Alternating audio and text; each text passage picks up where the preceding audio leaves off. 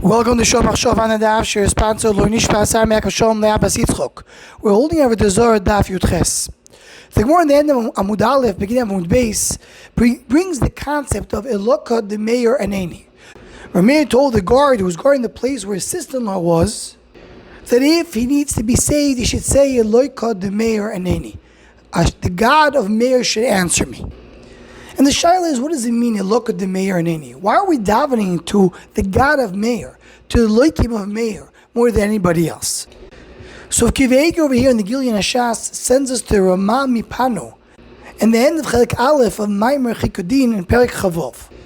The Ramah Mipano writes over there, it's not so clear in his Lashon, but that's how the Yad Yehudo, who's the Meforish Ramah Mipano, explains him, and that's how the Chido and the Pesach Hinayim over here also brings the Ramah Mipano.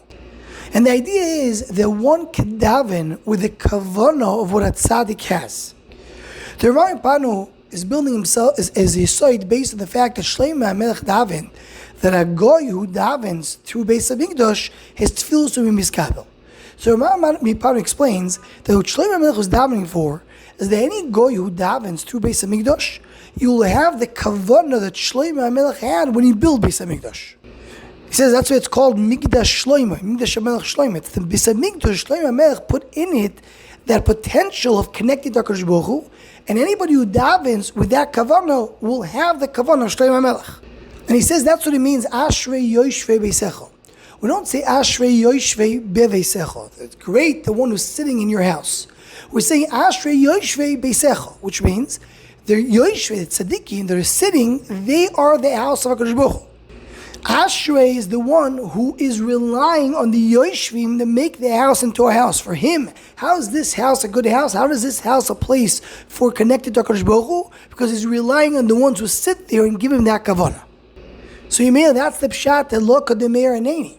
Elaka de Meir Aneni means HaKadosh Baruch Hu should answer me with the kavanah that Meir has when he davens to HaKadosh Baruch Hu.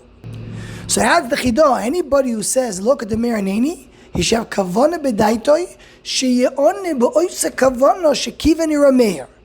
Whatever kavanah Rameir has, we should be able to use that same kavanah. That's the yesod of Elaka de Meir Aneni according to the Ramah Mipano. The Mashal over here in Chidush HaGodus, he has another problem. He says, we have a din that HaKadosh Baruch Hu is not miyached shmoi on someone who's alive.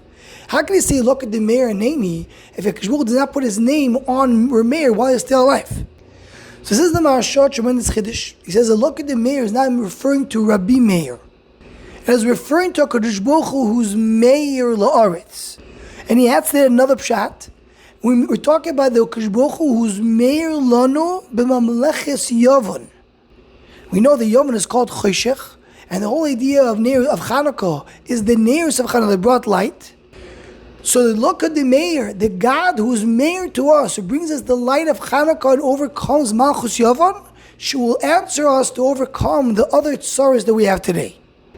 So we're not referring to it all to Elaka de Meir, to Rabbi Meir. We're talking about Elaka who is Meir La'aretz. And the third mahalach in this inyan is that we're not referring to the God of Meir in a specific way, but we're referring to we're going lahalacha like Rabbi Meir. We paskin like Rabbi Meir in some things that will allow the tefillah to be miskabel. And what is what we're referring to?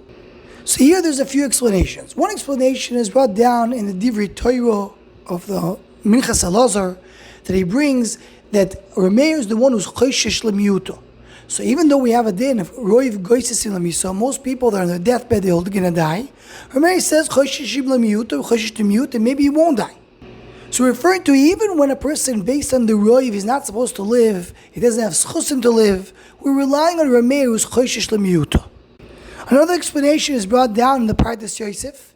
The Rameir is the one who holds benkach u benkach kruim bonim. We have a machlokes. If Am Yisrael considered to be children, considered to be bonim l'HaKadosh Baruch Hu when they don't do ritzon shel a reader says they don't, and Rameir holds they do. So we want to say Elaka de Meir, Rameir that always says that Am Yisrael is considered to be bonim.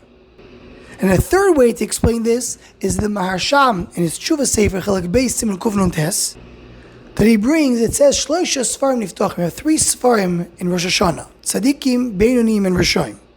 And he brings a piyut that says Shloisha Sfarim Menukodim. What does it mean Shloisha Sfarim Menukodim? So he brings the Gemara in Nedarim that says that when it says la chulin, it means loy chulin.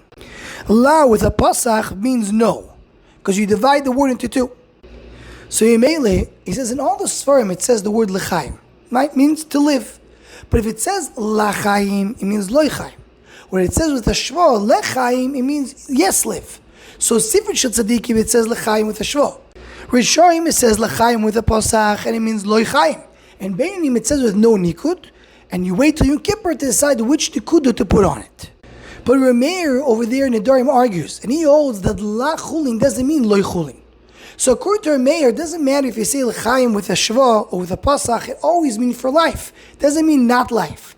That's what you mean to say, Elaka de Meir Aneni, that any way, any form that you're going to write it, it always will be for life.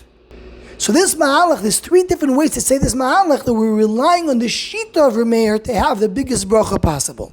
Anyone who wants to join the Shor Machshava email list, or what's a good, please email shormachshava@gmail.com.